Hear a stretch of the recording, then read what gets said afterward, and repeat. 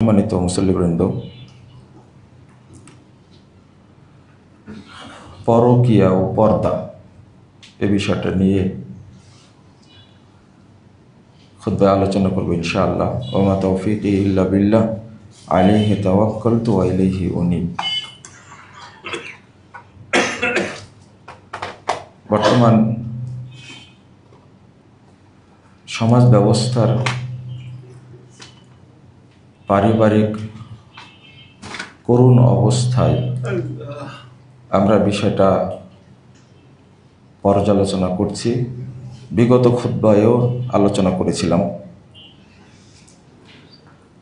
তো কিছু প্রচলিত কথা এবং মিথ্যা দাবি পরিবারের অশান্তির কারণ,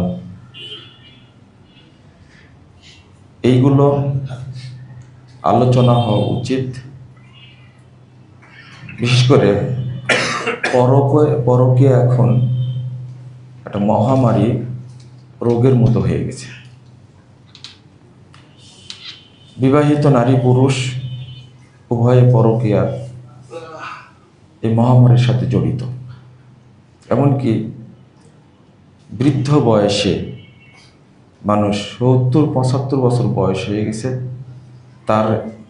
এরপরেও তার এই কুকর্ম বয়স তাকে নিবৃত্ত করতে পারেনি। এটার দুইটা ধারা আছে। একটা ধারা হলো পরিবারে শান্তি নাই, বা স্ত্রী সন্তান অভিভাবকটাকে, বাপকে বা স্ত্রী স্বামীকে মেনে নিতে পারছে না, যার কারণে দুইটা পদ্ধতি অবলম্বন করে। একটা হলো সে বাড়ির চেয়ে অফিসে থাকা বেশি পছন্দ করে।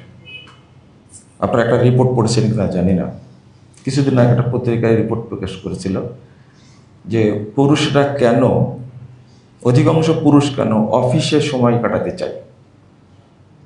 আপনারা যারা পত্রিকা পড়েন তারা হয়তো পড়েছেন। বাহিরে সময় কাটায় পরিবারে শান্তি না থাকার কারণে। আর তারা চরিত্রবান এবং দুনিয়ার লালসা, লোভ এবং নারীদের আনাগোনা সত্ত্বেও তারা এই কুপথে বা নোংরামের মধ্যে শরিক হয় না, বরং পরিবার থেকে দূরে থাকে, সেটাকে পছন্দ করে, বাঁচার চেষ্টা করে। আর আরেক শ্রেণীর মানুষ আছে, পরিবারে শান্তি নাই, যার কারণে সে পরকীয়ায় লিপ্ত হয়। এর একটা কারণ আছে। ম্যাক্সিমাম যেটা আমাদের কাছে আসে রিপোর্ট, যে স্ত্রী অভিযোগ করে তার পূর্বের বান্ধবী ছিল, তার সাথে সম্পর্ক রাখছে, ক্লাসমেট ছিল, ইয়ারমেট ছিল, এবং সে যে অফিসে চাকরি করে, ব্যাংকে বা কোনো সংস্থায়, কোনো সরকারি অফিসে, তার সাথে একটা মেয়ে চাকরি করে, তার সাথে সম্পর্কে জড়িয়ে পড়েছে, অথচ দুইজনেই বিবাহিত। এইরকম রিপোর্ট আছে। তো এই সমস্যা থেকে উত্তরণের পথ কি? আবার বিবাহিত একজন নারী, সেও পরকীয়ায় লিপ্ত নানাভাবে, এবং তালাকটা হচ্ছে এই নারীদের পক্ষ থেকেই বেশি। প্রথমত সম্পর্কের টান শুরু হয় যে জায়গা থেকে, সেটা হলো একজন মেয়ে যখন শ্বশুরবাড়িতে আসে তখন পুরো পরিবেশটা তার বিপক্ষে চলে যায় ওই দিন থেকেই। এবং আপনারা এখন মুসল্লিরা যারা আছেন তারা এখন সবাই শ্বশুর শাশুড়ির পর্যায়ে, হয়তো এই আলোচনাটা ভালো লাগবে না, কিন্তু আপনাকে বলছি ওই জীবনে চলে যান যখন শুরুতে বিয়ে করেছিলেন। ওই জীবনে চলে গেলে ভালো হবে। আর যারা তরুণ আছেন, এখন যারা ভোগ করছেন, তারা আমার কথার সাথে মিলে যাবে হয়তোবা, আমাকে মাফ করবেন, কিন্তু এটা বাস্তবতা। এই মেয়েটার যারা ননদ আছে তারা তোকে ভালো চোখে দেখে না, এই শুরু হয় এখান থেকে। আর বিয়ে মানুষ এমন জিনিস, একটা আলাদা একটা জাতি, যেহেতু ওর ভালো কথাটা মনে রাখতে পারলেও খারাপ কথাগুলো মরার পরও মনে রাখে। সে একবারে বৃদ্ধা হয়ে গেছে, তখনও বলবে তুমি 35 বছর পরে আমাকে থ্যাংক ইউ বললে। যখন এই কথাটা বলছেন তখন তার কিন্তু 35 বছর হয়ে গেছে। তাহলে কোনটা ভালো আচরণ করছেন, খারাপ আচরণ করছে তার মাথায় আছে। খুব পিপাসিত, আপনি বাড়িতে গেছেন, ওই টাইমে পানি হয়তো 35 বছর যাবতীয় দিয়েছে, কিন্তু ওই দিন আপনি বলছেন থ্যাংক ইউ। তখন তার মতামতটা হলো 35 বছর করলে থ্যাংক ইউ বললে তুমি। তারা মনে রাখতে পারে, যদিও ঘরে কোন জিনিস কোথায় রাখছে এটা মনে না রাখতে পারলেও আপনার কথা, আপনার বাপের কথা, আপনার মায়ের কথা এবং আপনার বোনের কথা, ভাইয়ের কথা ও মরা পর্যন্ত মনে রাখবে। এই যে শুরু হয়, শুরুটা কেমনে হয় দেখেন। আমি এই মেয়েটার দোষ কম দেব, এই বৌমা, নতুন বৌমার দোষটা কম দেব। কেন? ও কেবলে সংসার জীবনে পদার্পণ করেছে। প্রথমত বাপ মা মনে করে ছেলেটার আমার থাকলো না, এখন শ্বশুর শাশুড়ির হয়ে গেল। কোথায় গেছো? এমনিতেই গেছেন আপনি বাজারে বা কোনো কাজে গেছেন, কিন্তু তারা আপনার বোন, আপনার মা বাপ সন্দেহ করে বসে মনে শ্বশুর বাড়ি গেছে। শরীয়ত কিন্তু এই নতুন দম্পতিকে, এই বরকনেকে একটানা 7 দিন সময় দিয়েছে তারা যেন একসঙ্গে থাকতে পারে, কিন্তু আমি আপনি দিব না। আর একটা মুশকিল ব্যাপার হলো তাদের নতুন জীবন আর আপনার এই 50-55 বছরের স্বামী স্ত্রীর জীবন এক না। আমি মনে হয় বুঝাতে ভুল পড়ছি নাকি, আল্লাহ ভালো জানে। তাদের নতুন জীবন আর আপনার বয়স এখন কত? আপনার ছেলের বয়সে তো 30 হয়ে গেছে, 30 বছর বয়সে বিয়ে দিলেন, মেয়েটার বয়স 25 বছর 27 বছর। আর তখন আপনার দুইজনের স্বামী স্ত্রীর বয়স কত? মানুষের 55-60 বছর হয়ে গেছে। তখনকার আপনার দুইজনের সম্পর্ক আর নতুন জীবনে পদার্পণ দুইজনের সম্পর্ক একরকম? আপনি এই ন্যারো মানসিকতা দিয়ে তাদের বৈবাহিক দাম্পত্য সুখী জীবনটাকে নষ্ট করেছেন। এরা আপনার মরার পরেও স্মরণ রাখবে যে তোমরা আমাদের সঙ্গে কি আচরণ করেছ। ওইভাবেই কিন্তু সংসারটা গড়তে থাকবে। এই জীবনের পরে আপনি আপনার বৌমাকে যতই ভালোবাসা দেন না কেন, ওই শুরুর দিনগুলো কোনোদিন আপনাকে ক্ষমা করবে না ওরা, আপনার ছেলেও ক্ষমা করবে না। আপনি বিভিন্ন পর্যায়ে ডিস্টার্ব করেছেন তাদেরকে। শরীয়ত বলছে একটানা কয়দিন? 7 দিন অফিস ছুটি দিতে বাধ্য। বিয়ে করেছে 7 দিন ছুটি দিতেই হবে, এটা শরীয়ত। যদি আপনি মুসলিম হন, আপনি যদি মঙ্গল গ্রহের বস হন, তবুও শরীয়ত মানলে তাকে ছুটি দিতে হবে 7 দিন। কিন্তু আপনার পরিবারের মানুষ ছাড় দিবে না, নানান বকামি শুরু হবে।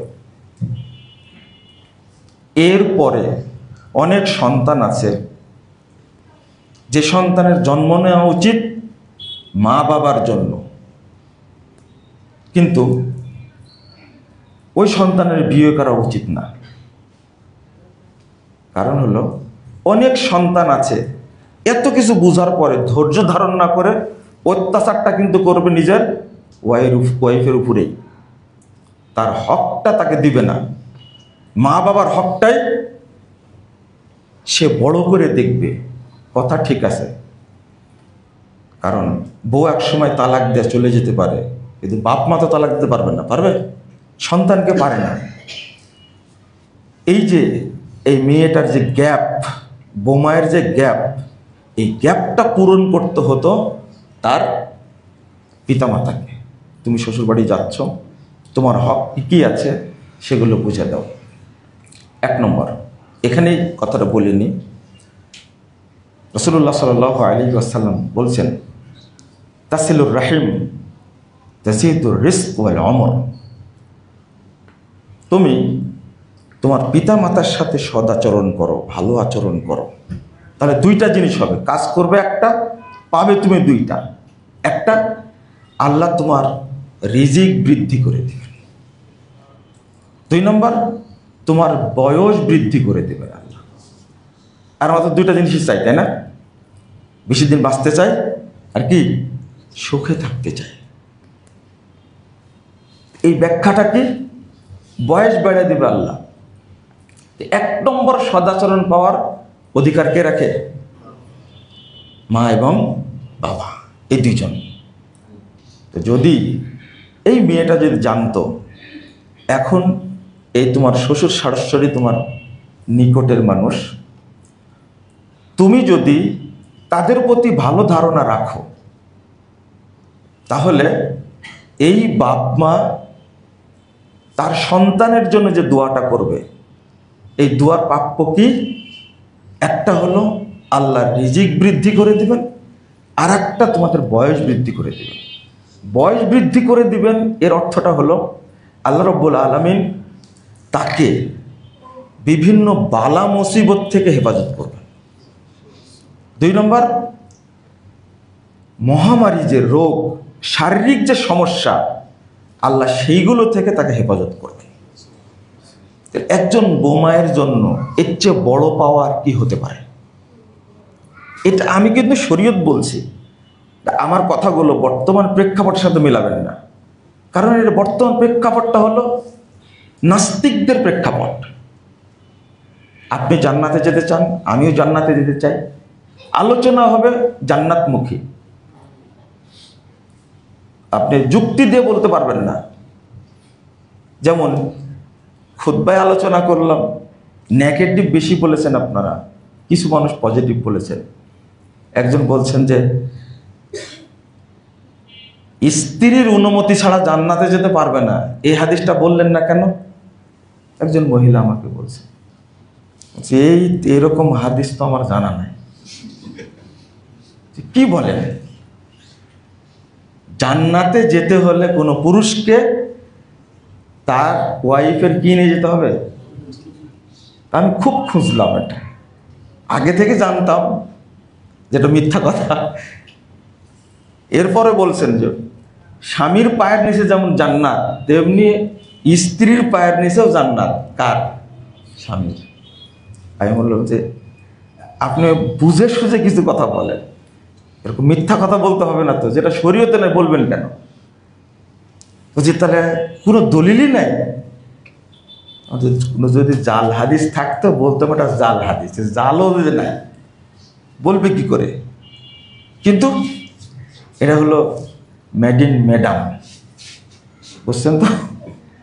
এই কথা বলেছি, এটা আপনার তৈরি করা হয়তো বা স্বামীকে বুঝ দেওয়ার জন্য। কিন্তু এত হাদিস বললাম, হোয়া জান্নাত কেউ নারুক, স্বামী তোমার জান্নাত, স্বামী তোমার জাহান্নাম। এটা কি শুনেছেন? হ্যাঁ শুনলাম, এক চেটিয়াই তো বললেন। আমি বললাম যেটা ভুল বললাম, এক চেটিয়া বলতে যাবো কেন? যেটা দলিল সেটা বলেছি। কেন কথাগুলো বললাম? শরীয়ত আলোচনা চলছে, কিন্তু আপনার ভিতরে যদি এই প্রগতিবাদী বস্তুবাদী চিন্তা ঢুকে, নাস্তিকবাদী চিন্তা যদি ঢুকে থাকে, আমার বক্তব্য শোনার দরকার নাই। আপনি ওই রমনা পার্কেই যান, নিষেধ করেছে আপনাকে, নসিহত করি। আপনি ওই যে কি বলে ছায়ানটে যান, আপনি নাটক করেন। কত মানুষ আছে, কিন্তু ইসলামের সাথে আপনি গাদ্দারি করতে পারেন না। কত মানুষ ইংল্যান্ডে গিয়ে নোংরামি করছে, আপনিও করেন।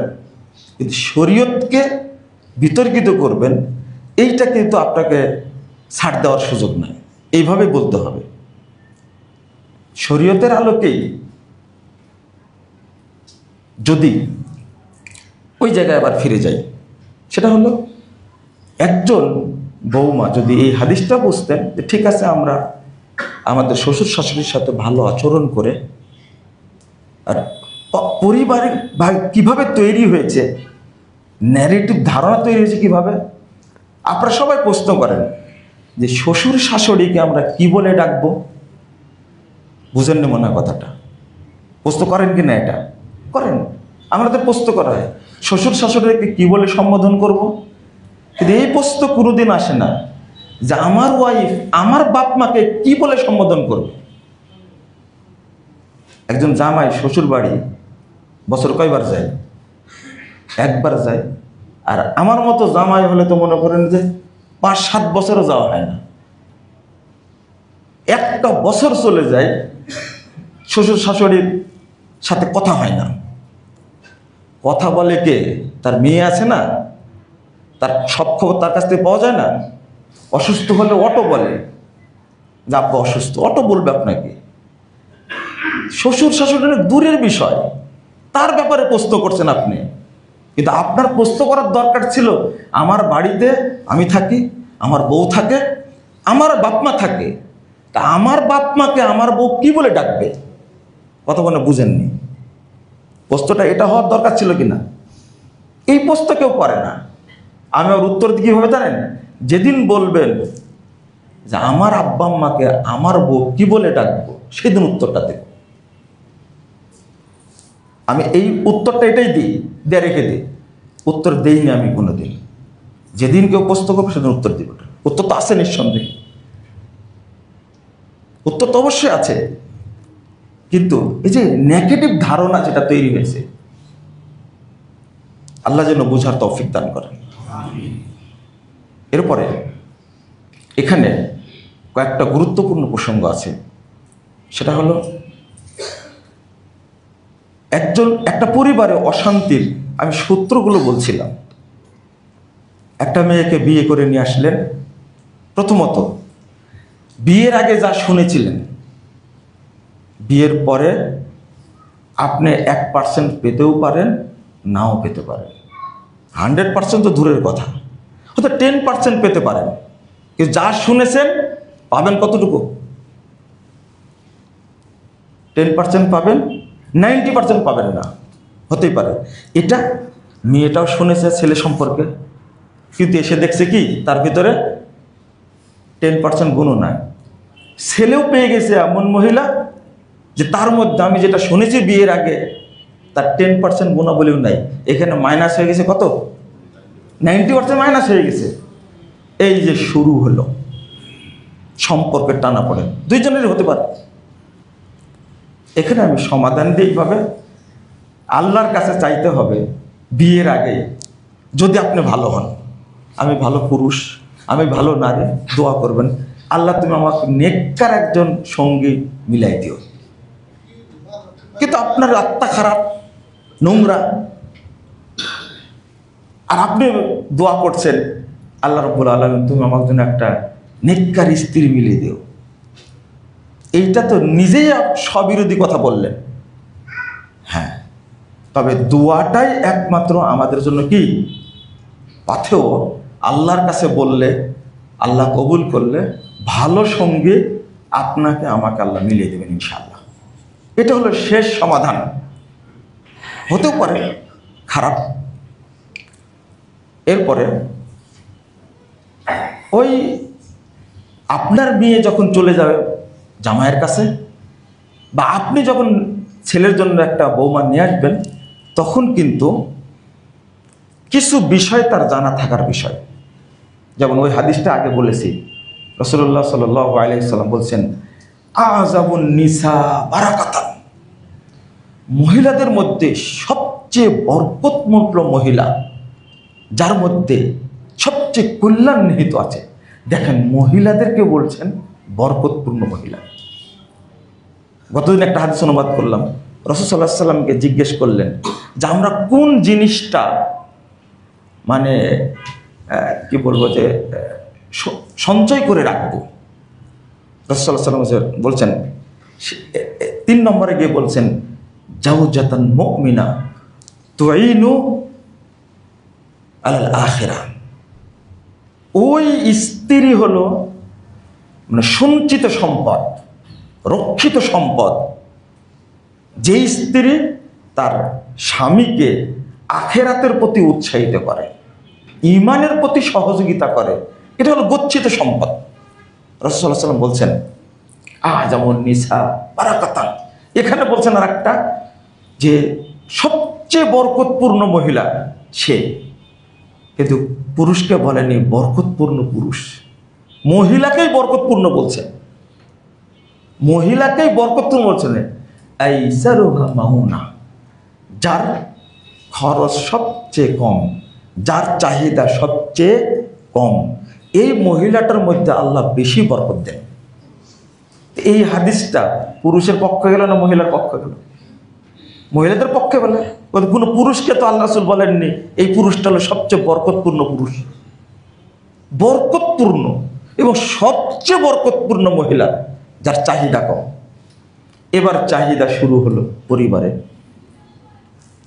আমাকে বিয়ের সময় তুমি যে হারটা দিছ তার দাম খুবই কম, এখন দিতে হবে। স্বর্ণ দিতে দিতে দিতে দিতে দিতে 60 ভরি শুধু স্বর্ণই দিয়েছে, এরপরে স্ত্রীর মন পায়নি। এটা বাস্তব ঘটনা। এটা স্ত্রীকে রাখবে না, 80 ভরি স্বর্ণ এবং 70 লক্ষ টাকা নিয়ে হাজির হয়েছে। এটা আমানত দিয়ে গেলাম আপনাকে, আমি রাখবো না, আর আমিও আর বাড়িতে যাব না। বলেন কি? বাবা মাকে বলেন যে না, বাবা মাকে বলবো না, আমি পরিবার রাখবই না। বলছে এই 80 ভরি স্বর্ণ কোথায় পেলেন? যে এই স্বর্ণ সব আমি আমার বউকে দিছি, দিতে দিতে দিতে সবই দিছি, এই যে নগদ টাকা, এটা আমানত রাখলাম আপনার কাছে, আপনি নিয়ে যান, আপনি রাখেন, যখন আমার পরিবেশ ভালো হবে তখন আপনার কাছে নিয়ে যাব। একটা পুরুষ একটা স্ত্রীর প্রতি স্ত্রীর চাহিদা পূরণ করতে করতে করতে কত ভরে দিছে? 80 ভরি স্বর্ণ দিছে। এরপরও পরিবারে সুখ শান্তি নেই। বাবা মাকে ফোন দিচ্ছে, দেখো তো বাবা, আমার ছেলেটা কোথায় গেল? চিন্তা করছেন? 3 দিন থেকে খোঁজ পাইনি। আমি শুধু বললাম আপনার ছেলে মরেনি, আছে, রাগ কমলে বাড়ি যাবে। তো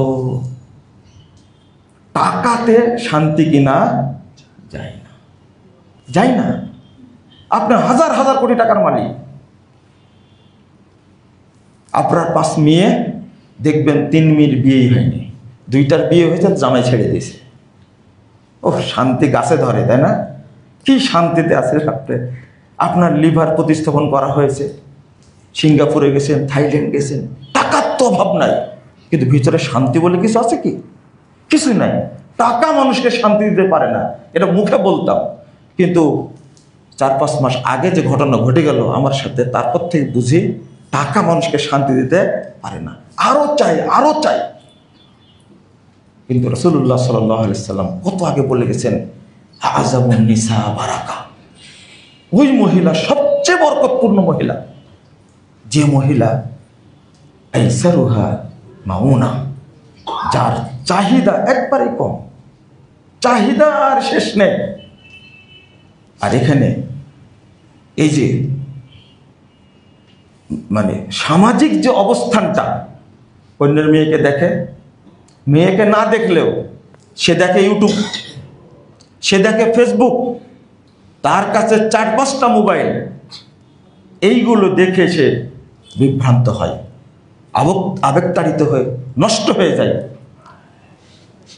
এক সময় কি হয়, ওই পুরুষ মানুষটার স্ত্রীর প্রতি আকর্ষণটা কমে যায়, তার কথা ভালো লাগে না, তার আচরণ ভালো লাগে না, খাবার দিচ্ছে ভালো লাগে না, তো কারণ বুঝেন না।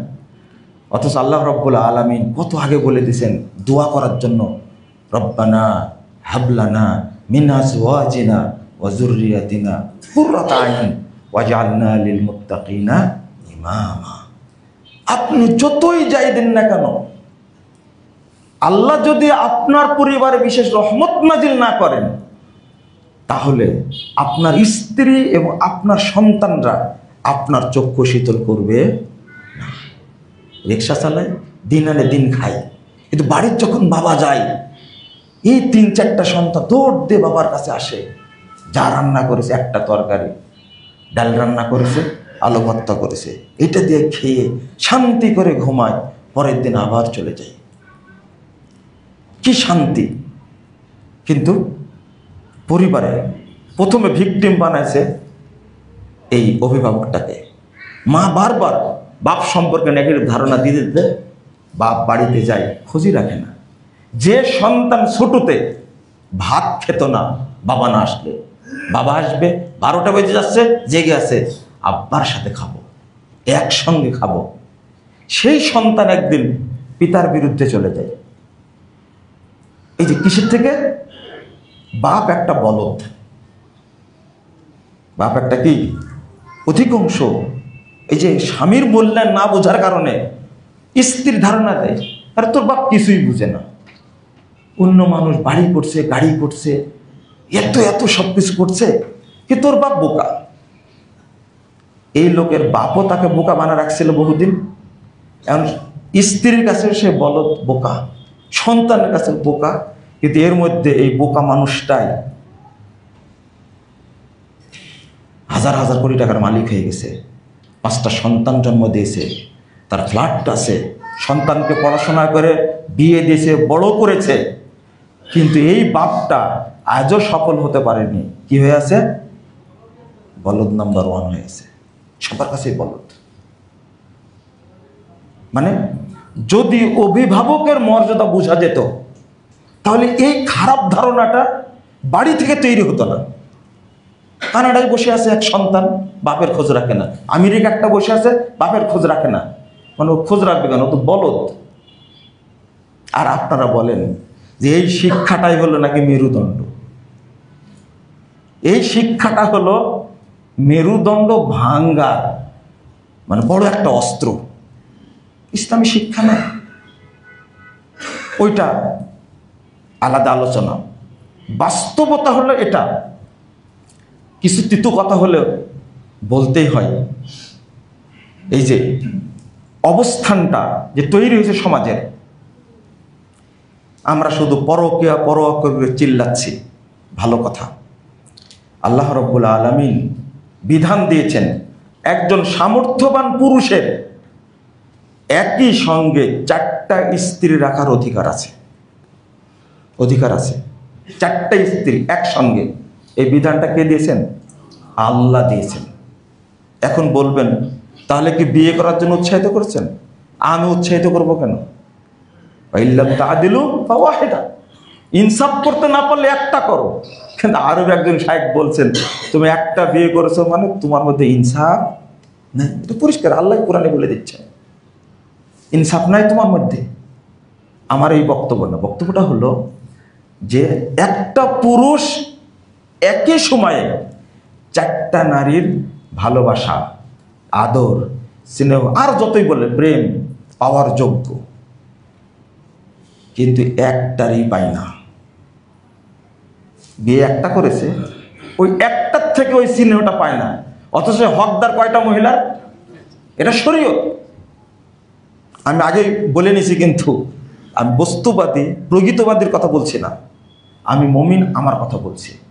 দরকার আপনি যতই বিরোধিতা করেন না কেন, সবচেয়ে যে মানুষটা লো কোয়ালিটির মুমিন, সেই মুমিনকে আল্লাহ রাব্বুল আলামিন জান্নাতে 72টা দেবে। কয়টা? 72টা। দুনিয়ার স্ত্রী ছাড়াই। মাসালাটা আজকে জেনে নেন। সবচেয়ে লো কোয়ালিটির মুমিন কয়টা পাবে?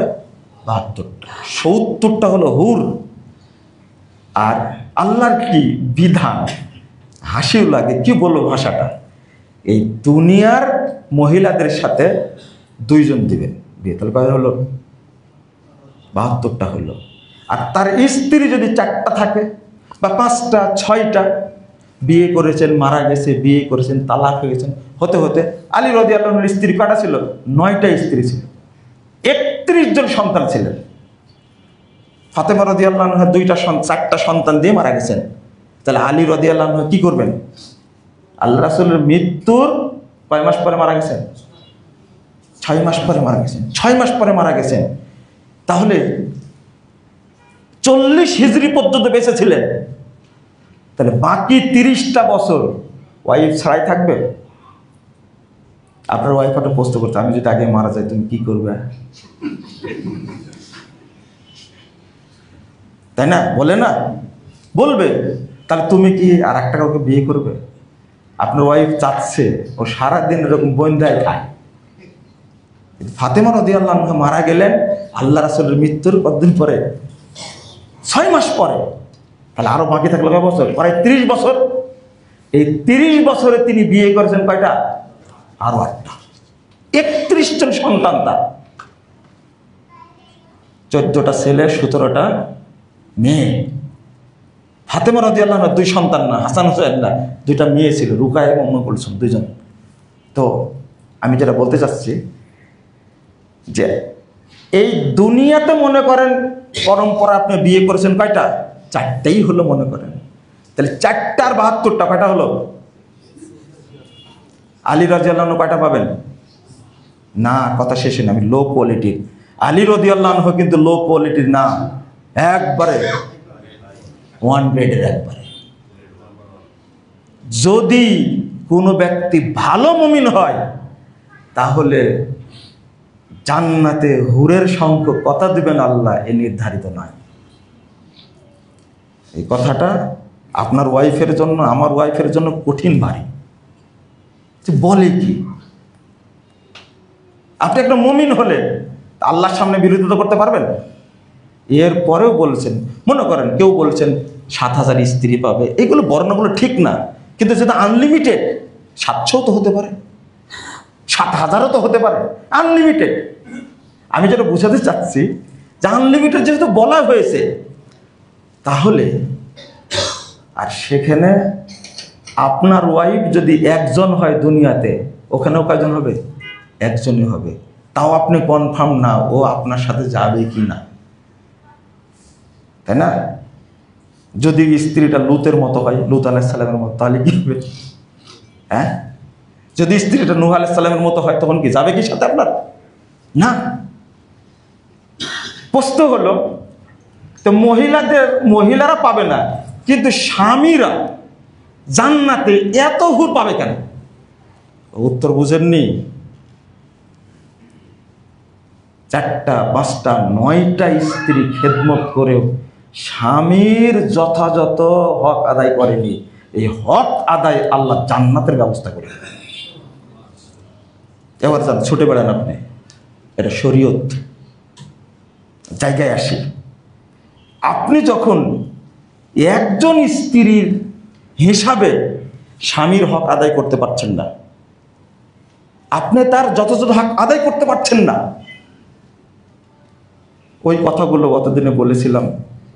একজন মহিলা বলছেন, দলিল দেন, জীবনে শুনিনি এই সমস্ত কথা, আজ কোথায় থেকে পেলেন এগুলো? আমার আপু হাদিসের মধ্যে আছে, আমি যে দলিল সহই বলেছি, আবার শুনেন তো, রেফারেন্স দেননি, পর ওনাকে রেফারেন্স দিলাম, এই কিতাবে বর্ণিত হয়েছে। কত রাগান্বিত, কিন্তু এগুলো কি শরীয়ত। মুহাম্মদুর রাসূলুল্লাহ সাল্লাল্লাহু আলাইহি ওয়াসাল্লাম তিনি কত কথা বলে গেছেন। আপনার স্ত্রীকে দেখবেন, একটা স্ত্রী, এই যে আপনার চক্ষু যে শীতল হবে কেন? মা আয়েশা রাদিয়াল্লাহু আনহা একজন মহিলা, তার বিয়ে হচ্ছে, এত সুন্দর করে সাজিয়েছেন। স্বামী যখনই বাহির থেকে আসবে তখনই স্ত্রীকে সাজুগুজু করে থাকতে হবে, এটা হাদিস। কিন্তু আপনার স্ত্রী এতই ছেঁচড়া, ওই যে কোন আলেম বলেছেন শরীরে দুর্গন্ধ ঘামের, না রান্না বাড়া করে, সন্তান মানুষ করে, সব ঠিক আছে, তার অবদান অপরিসীম। এই জন্য তো 4টা কাজ করলে জান্নাতে যাবে, তার মধ্যে একটা কঠিন কাজ, সামাত শাহরাহা, সাল্লাত খামসাহা, ও আতারাত বালাহা, ও আহসানাত ফারজাহা। 4টা কাজ করলে আল্লাহ এমন সম্মান দিয়েছেন মহিলাকে, 4টা কাজ করলে জান্নাতের যে কোনো দরজাতে জান্নাতে যেতে পারবে।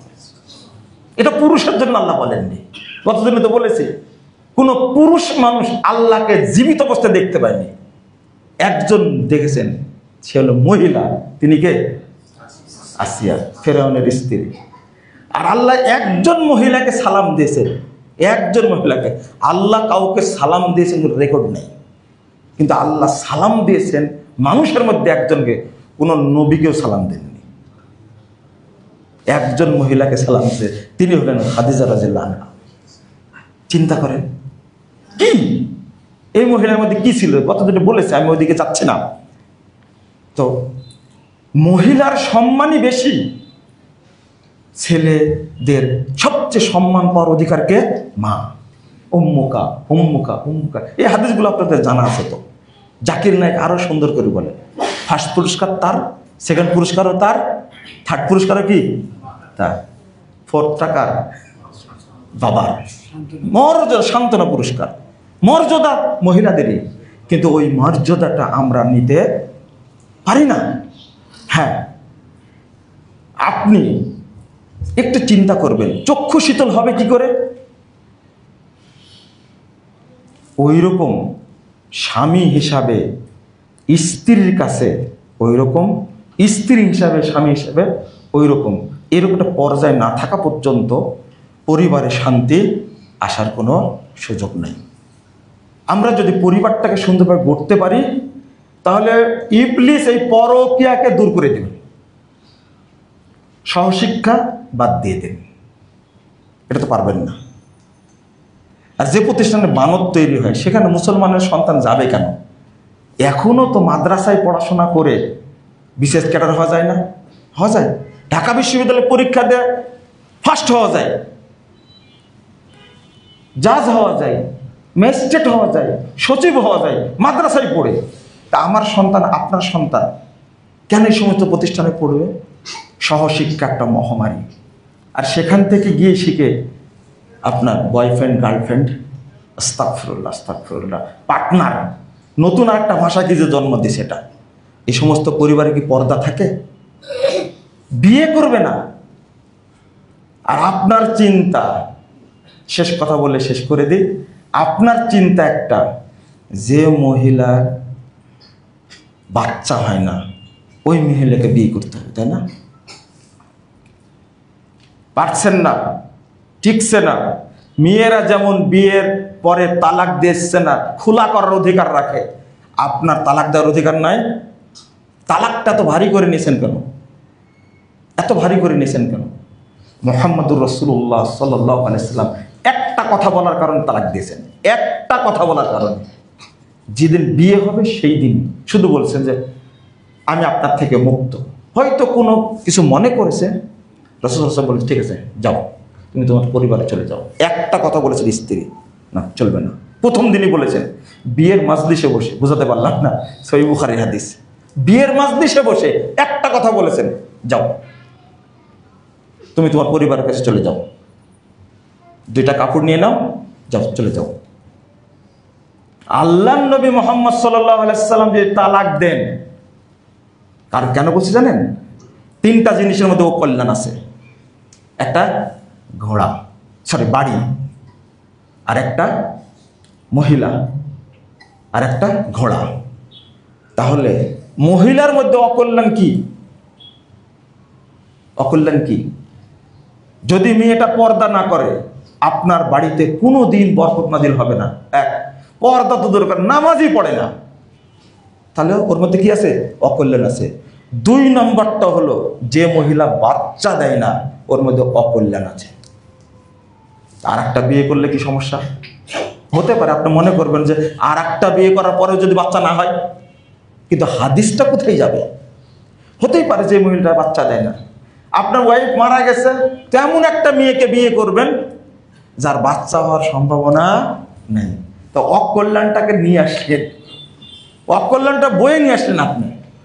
যাক, এটা ব্যাপক পর্যালোচনার বিষয়। আমরা বলতে থাকব এইভাবেই, ইসলামী রীতিতে বলতে থাকব। আল্লাহ রাব্বুল আলামিন যেন আমাদের পরিবারটাকে শরীয়ত বুঝার তৌফিক দান করে। শরীয়ত বুঝতে হবে, না হলে হবে না।